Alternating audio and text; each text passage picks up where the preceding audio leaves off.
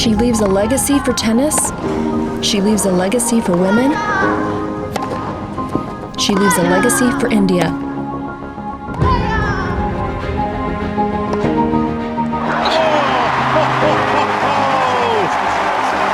She is Sania Mirza.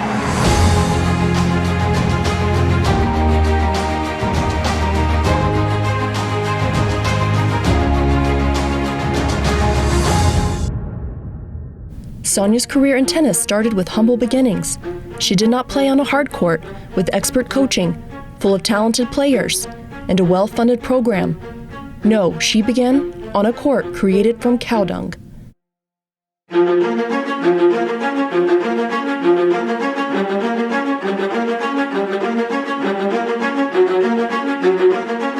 Young Indian women were not expected to build a career in tennis.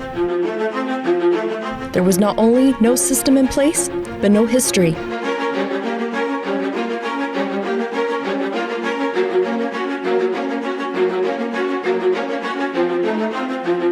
At least not until Sania Mirza.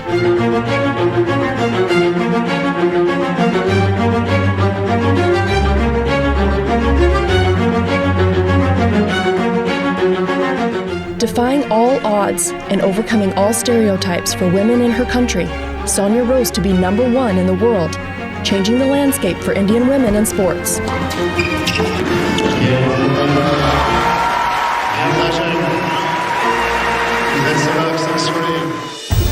2005 became her breakout year, holding her own against champion Serena Williams, then setting a first for an Indian woman, winning a WTA Tour title in her hometown at the Hyderabad Open. In Dubai, she upset reigning champion Svetlana Kuznetsova to reach the quarterfinal. Disbelief for Mirza, the biggest win by a country mile in her young career. She's beaten the US Open champion. It's a staggering, stunning performance. At the US Open that year, she reached the 4th round and played well in the Japan Women's Open, which secured her the WTA Newcomer of the Year award. There it is, Sania Mirza drops the racket, she raises her hands in the air, she's through to the 4th round at the US Open.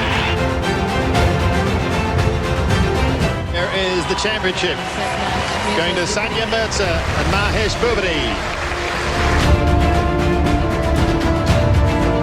Their first semi-finals this year as a pair, other than that win at Brisbane. In 2015, she gained another first, becoming the first Indian woman to hold the #1 ranking on the WTA Tour and #1 on the doubles circuit.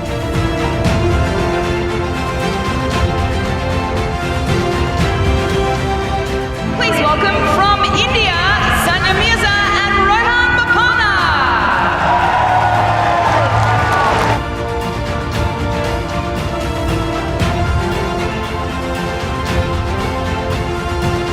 She has built an impressive record, earning 6 Grand Slams and 43 major titles.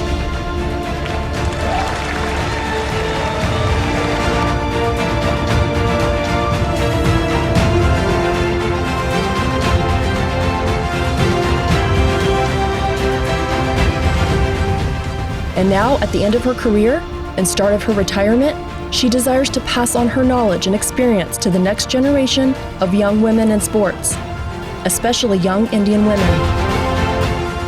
We need to get a system going. We need a system in place where we are able to support these young girls or who are trying to make it at that professional level. I mean, I have someone who's from America who will tell you that what a system does, and the reason, with having a solid system in place, you can produce champions not just on every 20-30 year basis. You can produce them on a few yearly basis, and I think we are getting better. We are better with our infrastructure, but we still have so many ways to go.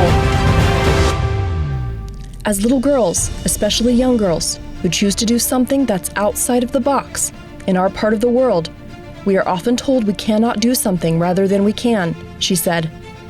It was no different For me, it's no different for a lot of young girls who choose to do things that are not really what society expects them to do as a young woman. First of all, it's such a pleasure to be part of RCB. I know nothing about cricket. It's not really something I was like, what am I going to do? What am I going to talk to the girls? And for me, I'm recently retired, last week actually. So I was like, what's my next step in life? This opportunity to mentor young women athletes is coming soon, as she has been offered by the Women's Premier League the mentor position for the Royal Challengers Bangalore franchise. She will be offering something much more valuable than how to be the best cricket player, or bowling, or batting advice. And as a pro tennis player, that advice would not go far. But she is offering them her experience on how to overcome the pressures and media noise they will face as women celebrity athletes. Grateful for the opportunity, she said, to share my experience in trying to make women's sport better and more accepted, more acknowledged for the future in the subcontinent. And after 20 years, she said goodbye to the sport, which she forever changed for future generations. My journey of my professional career started in Melbourne. Sorry, guys.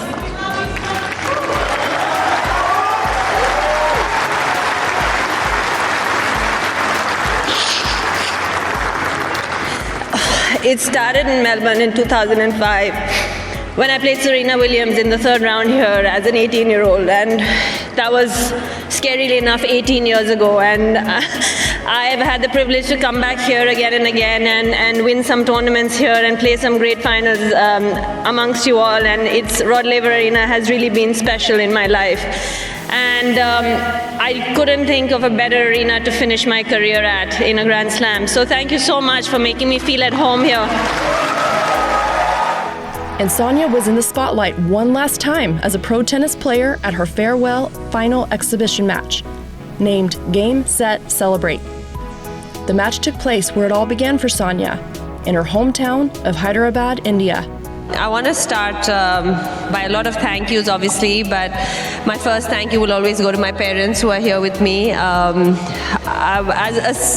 a family, when I was 6 years old, we saw a dream together to play on these kind of courts at Wimbledon, at Grand Slams, and it was so special to see that dream, and no one really believed in us except ourselves.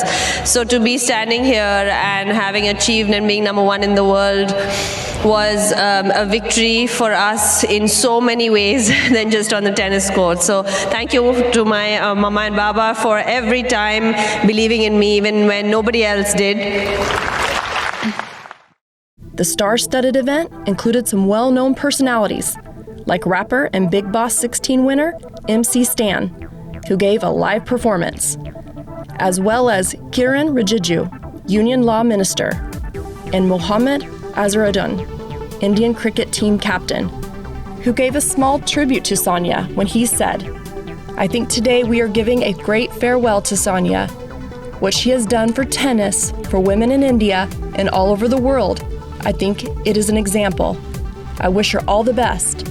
Lastly, I think, there's so many people that come along in this journey of 20 years that I'm sure I'm going to miss out some people, but all my coaches, the support staff, the physios, the doctors, the psychologists, everybody, the trainers, my friends, everybody's been part of this and part of this journey.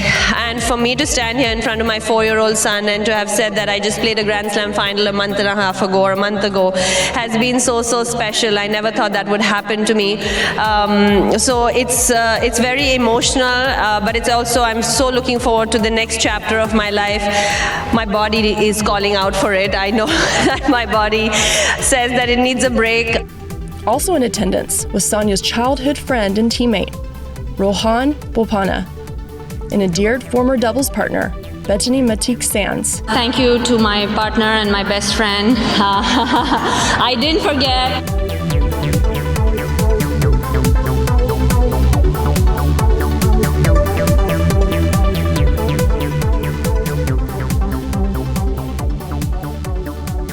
Reporting for the SATLUJ Network, I am Gina Vigil.